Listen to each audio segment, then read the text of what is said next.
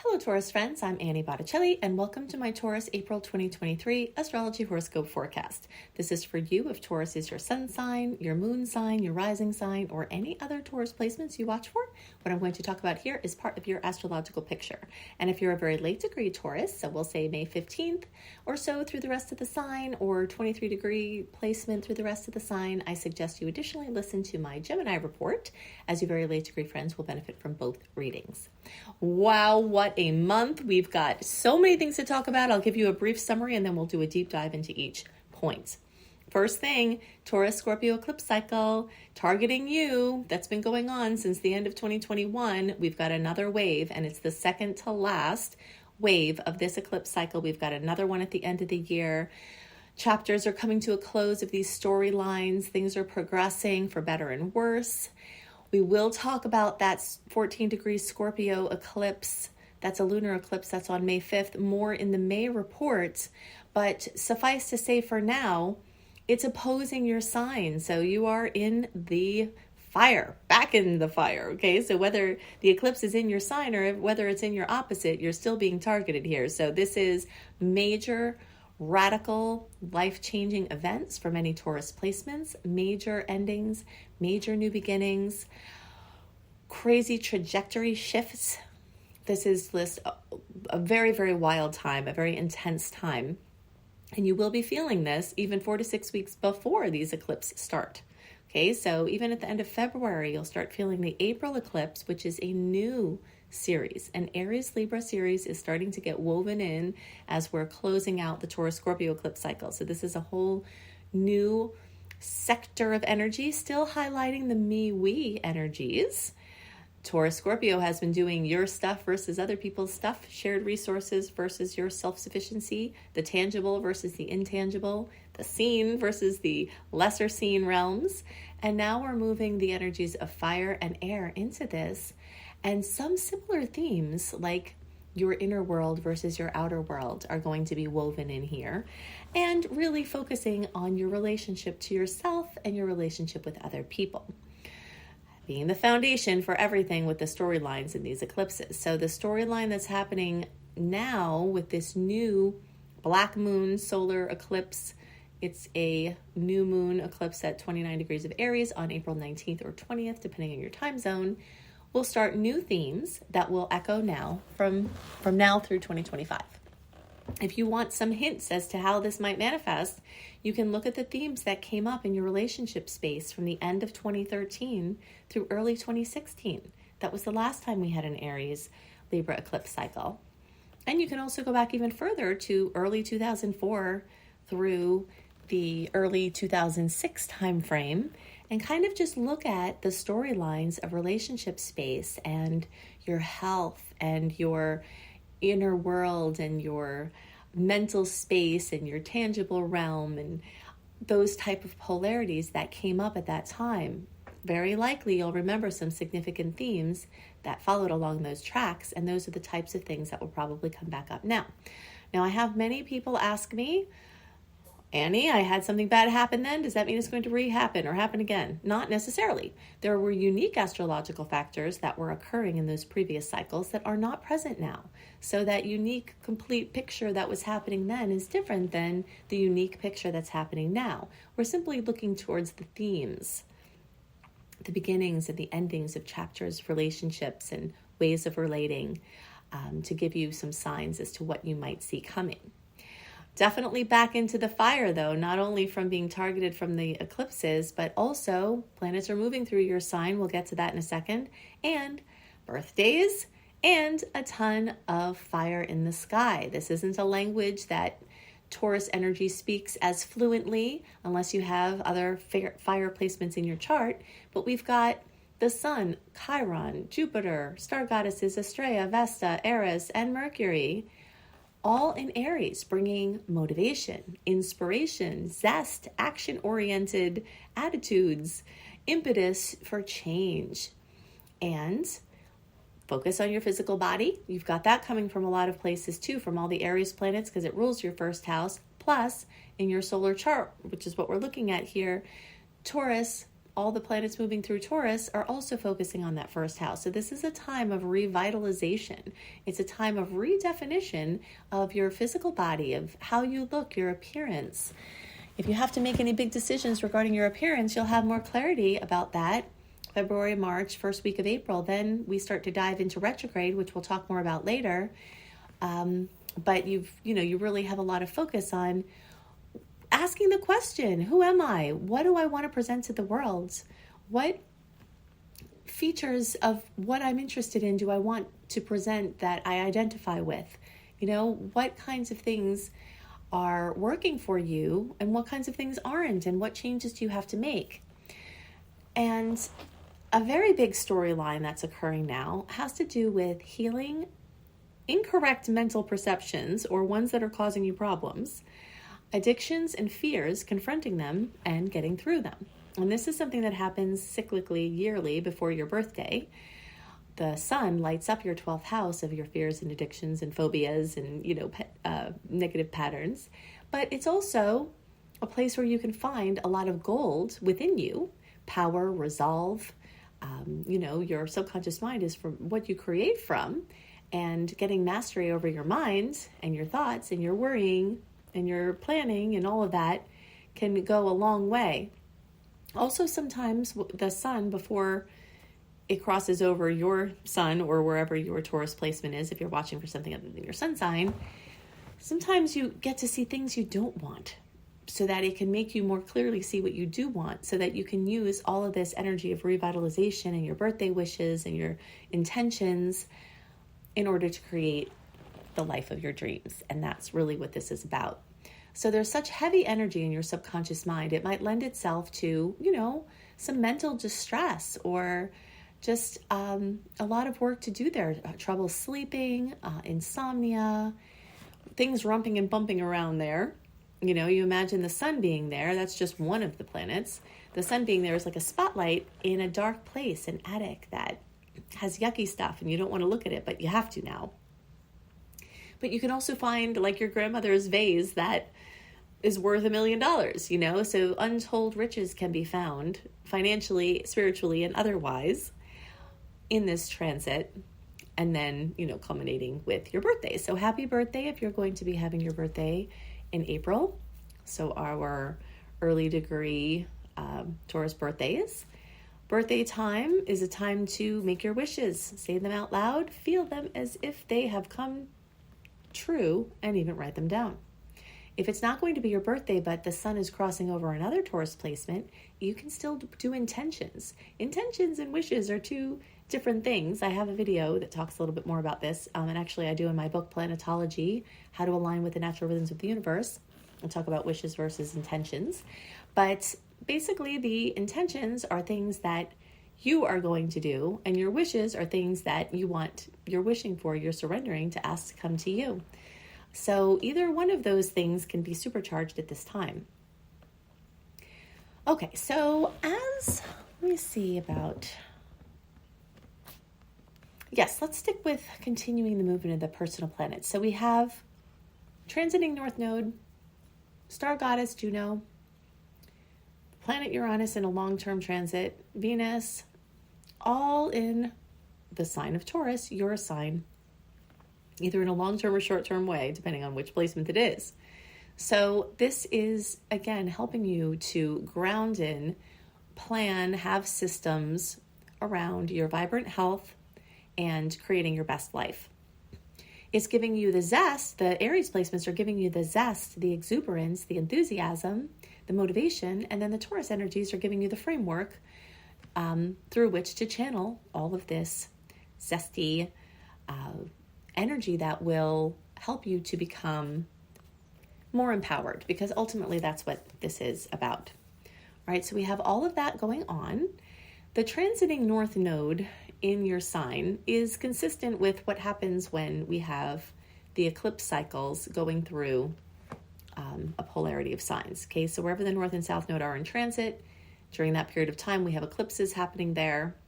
So this is basically helping you to get more on track with your highest expression in this lifetime. And whenever we're in eclipse time, that is exactly what's happening. The burning up of karma negative karma, the activating of positive karma, the activation of dharma, or what you're supposed to be doing in this lifetime and where you'll find the most fulfillment.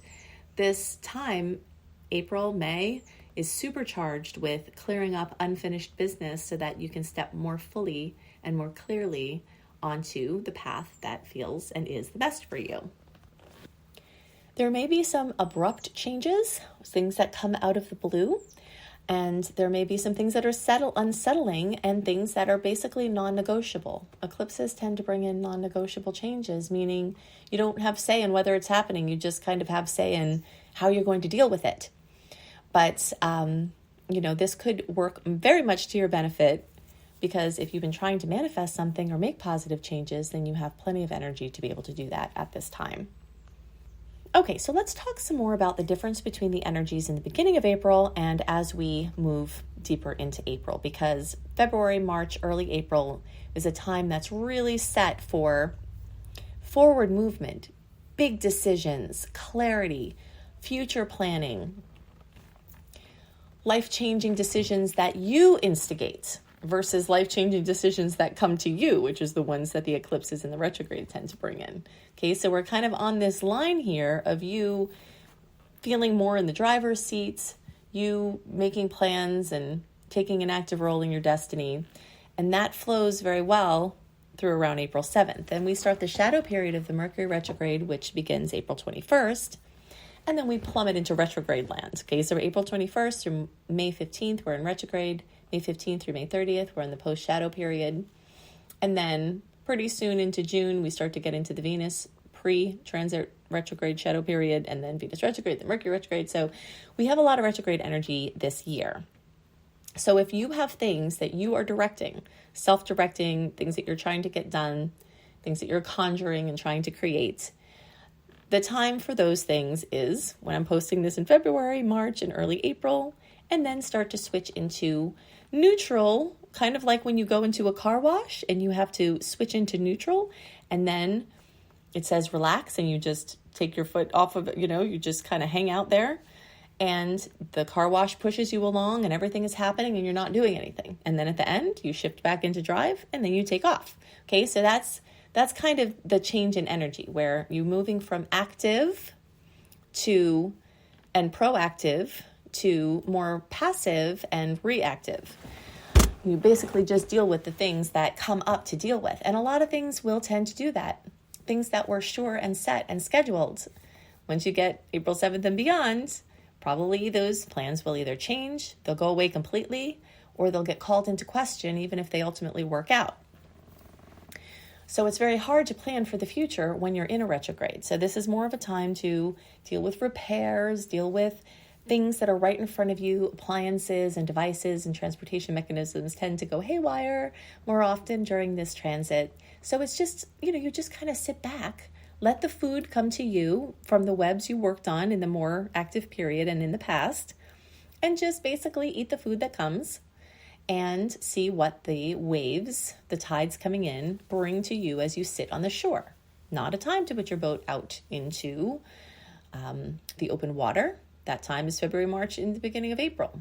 Now, after April 7th, you're moving in to see what the tides deliver to you, and you're dealing with everything that comes to you. And that things will be so much smoother if you can make that switch. Sometimes it's hard, especially when we have such a crazy push forward to change gears, but that's exactly what's going to happen partway through April. And you'll be so much happier if you can just know that this is happening and then just go with it, rather than trying to continue the pace of you making things happen, you conjuring things, you directing things. Now the universe is, ultimately the universe is directing everything anyway, but it's going to be very, very much more apparent that, you're going into the passenger seat as April moves on. And one of the great things about leaving yourself unscheduled is, first of all, you won't have to make calls to reschedule everything. Because if you know ahead of time, like do all your doctor's appointments and your car appointments and all of your stuff, if possible, that are like proactive sort of things, regular maintenance sort of things, you do those in February, March, early April. And then you can leave the time for the rest of April and into May to be unscheduled so that you don't have to change plans, have them be called into question, and you can show up for last minute magic or for the things that need to be addressed. The retrograde energy is also great for clearing up unfinished business, piles on your desk, clearing clutter, those kind of things. And it's a really good time to edit things, go back into things, catch up with friends and family from the past that you already know, experiment in a low stakes way without intending to try to do much long term. That will be the bulk of the month of April. If you really like understanding when these open windows are for moving direct and when we're kind of sliding back into retrograde and what, more of what to do during each cycle, then first of all, you can get my book, Planetology, How to Align with the Natural Rhythms of the Universe. Also, you can go to AnnieBAstrology.com, Annie, the letter B, astrology.com, and sign up for my exclusive content portal that has my 2023 retrograde direct calendar, as well as things that are good to do in each period of time so that you can naturally align with the rhythms. So now I want to give you, some dates. So I've given you some important dates already. I'm just going to blow through my calendar of some top hits here. If you are a person that enjoys knowing dates to note and what you may expect. Okay, so if you do like to have the aspects, sorry, I just got interrupted and I forgot exactly where I left off. So if there seems to be a little incoherence here, that's why. So if you like to know the aspects beforehand and how they may affect you, you will love to sign up for my free email newsletter at anniehelpsyou.com. Because in there, I not only give you my sweet and salty aspect date list, which, by the way, in April, we've got more sweet aspects compared to the salty and harmonious ones, so that's good news. But if you like the write-up, I make an extensive write-up for those in my email community, including different aspects, what you can expect from them, the dates, and other summaries of the month written, delivered to your inbox 1 month early. Okay, so you can get that for free through AnnieHelpsYou.com, as well as other perks. But I'm going to give you a few now so that you can mark your calendar. All right, so April 3rd, we've got a square with Mercury and Pluto. Some challenging news or some power struggles can come from that. We have around April 5th, full moon in Libra, 16 degrees. So there's fullness, completion, fruition, drama coming to relationship space. Also could come to health or something with your office or daily work or pets. Again, that can be for better or worse. It could be a fantastic time with one of your pets that you just have a really great experience, or it could be that you have a fight with a partner. And, for better or worse, relationship space and animals in your daily experience and health is coming into the light for that full moon. April 7th, we talked about, that's the end of the open window. April 11th, we have Sunday, the sun. We have the sun and Jupiter making a conjunction. And that can bring more benevolence, amplify the benevolent effects of Jupiter and luck. So sometimes just a nice little time for extra luck or for an extra boost. April 19th or 20th, depending on your time zone, that new moon, black moon, solar eclipse. A black moon is the second new moon, either in a zodiac sign or month. So there's definitely a lot of power here with this moon. And it's at the 29 degree mark, which is the pinnacle of the Aries energy. So there's that going on. April 21st, Mercury goes retrograde through May 15th. April 27th, we have Mars in Cancer squaring Chiron in Aries. So that could be a little blip to your self-esteem, someone in your family insulting you, or something from your childhood coming back to haunt you, a pattern or something. But in the days around April 29th, we end off with Mars in Cancer, then making a nice aspect to Uranus. So either something sweet coming from that stress or something separate that comes as a surprise in a wonderful way. If you love astrology and love how I teach and you want to learn, check out my astrology education resources at lumelife.com, Lume life.com. That's my school, Luminous Life Multiversity. You can take my Astrology Basics and Beyond course, or if you want to get that course for free, you can register for my mastery course, my Becoming a Professional Astrologer Mastery Course, where I teach you how to do exactly that. So whether you've been studying astrology for a while and need help weaving it all together into a coherent package that you can charge for, or whether you're starting from ground zero and you want to earn money for from your love of the stars, I can help you to do that I've been a successful entrepreneur for 25 years. I've been a successful online entrepreneur for 17 years, and I've been a successful astrologer for 20 years. So let all of my experience and passion help to guide you on your path with astrology. And you can see that at loomlife.com, or you can go straight to the course page, which is beastropro.com, beastropro.com. I also have some free courses at my school, including one for your financial consciousness called Unleash Your Money Magnet. So you can find all these links in the notes underneath the podcast video. I hope you have a wonderful month, and I'll see you next month. Bye.